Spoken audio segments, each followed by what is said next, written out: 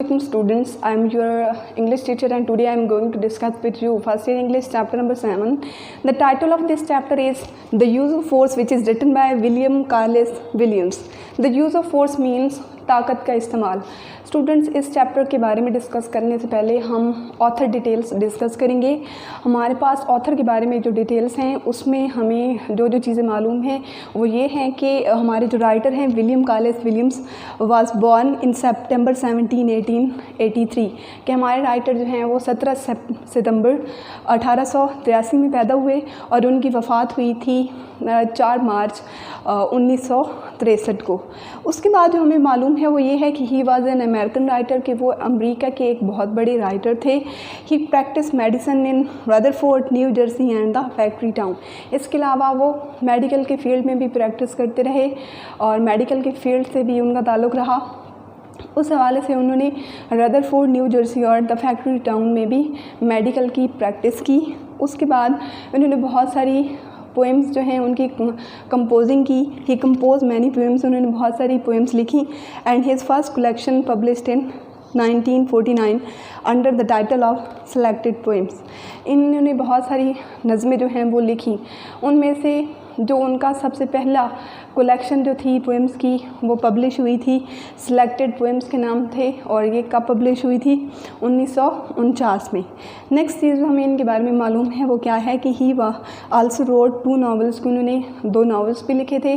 First one is white mule and the second one is in the money. उसके अलावा इन्होंने एक award भी जीता था। उस अवार्ड का नाम क्या था? बिलंगर अवार्ड इन 1953। 1953 में उन्होंने एक अवार्ड जीता। उस अवार्ड का नाम क्या था? बिलंगर अवार्ड था। नेक्स्ट चीज़ जो मैं आपके साथ डिस्कस करने वाली हूँ वो इस chapter means the use of force के कैरेक्टर्स हैं।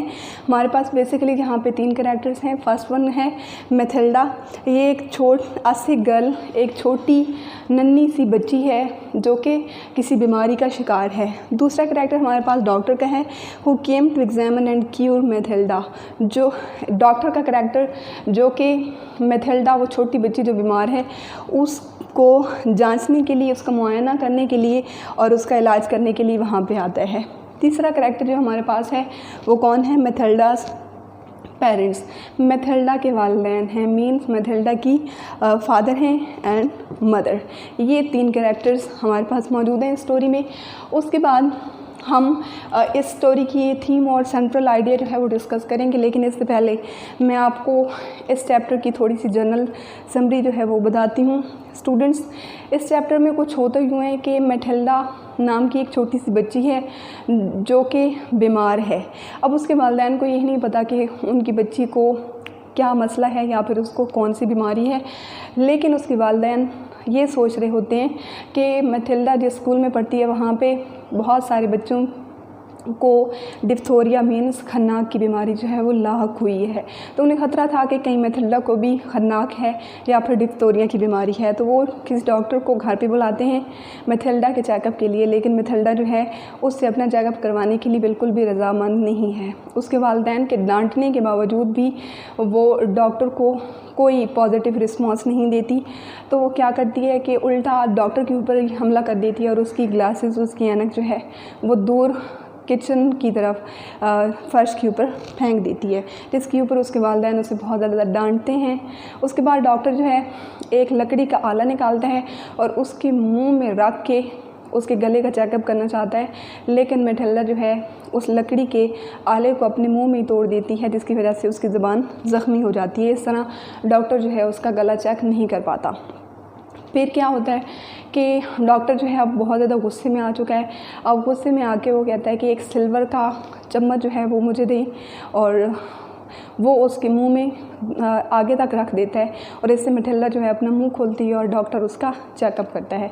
तो वो देखता है कि उसके गले के गदूदों पर एक झिल्ली जो है वो चढ़ी हुई होती है और वो बहुत ज़्यादा स्वेल किए हुए होते हैं, सूजे हुए होते हैं। तो इससे डॉक्टर को पता चलता है कि मैथिल्डा जो है वो डिप्थोरिया मीन्स खन्नाक की बीमारी में मुब्तला है और इस इन्फेक्शन की वजह से उसे इतना तेज़ बुखार है। तो ये स्टोरी डिस्कस करने से के बाद हमें ये पता चलता है कि बाज़ औक़ात बच्चे जो कि बहुत ज़्यादा मासूम होते हैं, अपनी अच्छे बुरे की तमीज़ नहीं रख पाते, उनके ऊपर ताकत का इस्तेमाल जो है वो ज़रूरी हो जाता है, चाहे वो वालिदैन की तरफ से हो, डॉक्टर की तरफ से हो या फिर किसी और शख्स की तरफ से हो। तो हम इस चैप्टर की थीम की तरफ आते हैं। इस चैप्टर का जो राइटर है वो हमें क्या सबक देता है। The writer of this story has tried to justify that in certain conditions it becomes necessary to use force.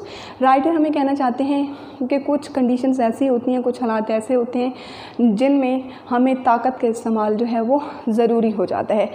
So as to save the life of the sick children, जैसा कि छोटे बच्चों की ज़िंदगी को बचाने के लिए। When they resist to get them self examined by the doctors, जब बच्चे डॉक्टर के ज़रिए ख़ुद का मुआयना करवाने के लिए एहतजाज कर रहे होते हैं या फिर मज़ामत कर रहे होते हैं। In the story the doctor has to use the force because the sick girl is not willing to get her sore throat examined by him. इस चैप्टर में डॉक्टर भी ताकत का इस्तेमाल करता है क्योंकि जो छोटी बच्ची है मैथिल्डा, वो अपने सूजे हुए गले का जो मुआयना है वो करवाने के लिए बिल्कुल भी तैयार नहीं है और वह अपने वालिदैन को भी कुछ नहीं बता रही। तो ऐसी सिचुएशन में उस बच्ची की ज़िंदगी बचाने के लिए वो ताकत का इस्तेमाल करता है। मीन्स कि जो बच्चे होते हैं वो बहुत ज़्यादा मासूम होते हैं, उन्हें अपने अच्छे बुरे की बिल्कुल भी तमीज़ नहीं होती। तो ऐसी सिचुएशन में जो बड़े हैं, मीन्स उसके पेरेंट्स बच्चे के या फिर कोई डॉक्टर, टीचर, कोई भी, तो वो ताकत का इस्तेमाल कर सकते हैं। ये बहुत ज़्यादा ज़रूरी है। तो ये तो था आपका इस चैप्टर का इंट्रोडक्शन। नेक्स्ट लेक्चर में हम इस चैप्टर की ट्रांसलेशन शुरू करेंगे। अल्लाह हाफ़िज़। Thank you so much.